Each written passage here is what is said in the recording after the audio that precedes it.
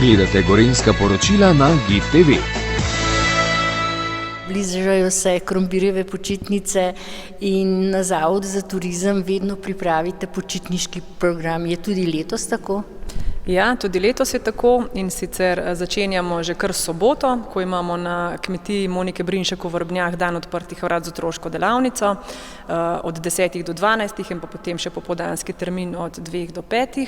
V nedeljo je v Radolški čokoladi dan odprtih vrat, ker vam bodo ob 10, ob 13 in ob 15 predstavili zgodbo o čokoladi in pa seveda poskusili boste lahko tudi njihove vse sestavine, iz katerih izdelujejo čokolado. Nadaljujemo potem v ponedeljek 30. ko v Linhartovi dvorani, se pravi v kinu, najprej ob 16. pripravljamo animirani film o 80 dneh okoli sveta, po risanki pa še delavnico oblikovanja gline, živali iz gline z Andrejo Škulj, potem pa nadaljujemo v četrtek 2. novembra na trgu in sicer od 15 do 17 bo z nami Čupakabra, tako da se boste lahko šli gusarje, cirkuške delavnice in pa okusi Radolce bodo s sladicami.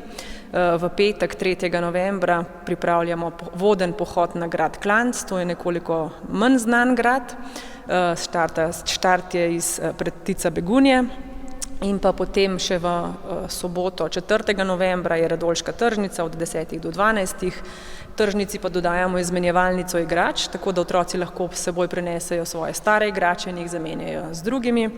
V nedeljo 5. novembra pa pripravljamo še počitniški dan v Čebelarskem muzeju, kjer bodo ustvarjalne delavnice pa vodeni ogledi, tako da pester počitniški program, seveda, če bo pa vreme primerno, se pa lahko tudi podate na številne pohodne tematske poti okrog Radovljice. Ali so potrebne rezervacije za skupine, za vse te delavnice, ki ste jih našteli? Zaželene so samo prijave za pohod na grad Klanc v petek 3. novembra. Več informacij pa najdejo tudi na naši spletni strani www.radolca.si.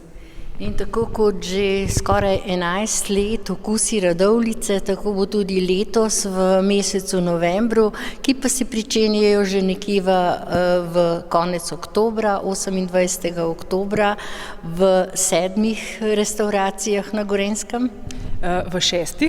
Dejansko, letos je 6 restauracij vključenih v okuse Radolce, na novo je restauracija Šobec, sicer so pa Hiša Linhart, gostišče Tulipan, gostišče Draga, Šmeks, Buffy House of Pizza in pa restauracija Tabor. Tako da 6 restauracij, tako kot ste omenili, od 28. oktobra do 1. decembra pripravljajo 3 hodne menije po enotni ceni 26 evrov. Meniji so tudi objavljeni na naši spletni strani. Smo pa letos, kjer je 10. izvedba okusov Radolce, to začeli že v oktobru, s kmetovo mizo, z vodenimi ogledi po kmetijah, z kolesarskimi turami, tako da mesec november pa je dejansko mesec okusov Radolce. No in kot že omenjate kmetovo mizo, kakšen je bil obisk, kako ste bili zadovoljni? Na kmetovi mizi smo imeli 40 sedežev in vseh 40 sedežev je bilo polnih, tako da je dogodek zares dobro uspel.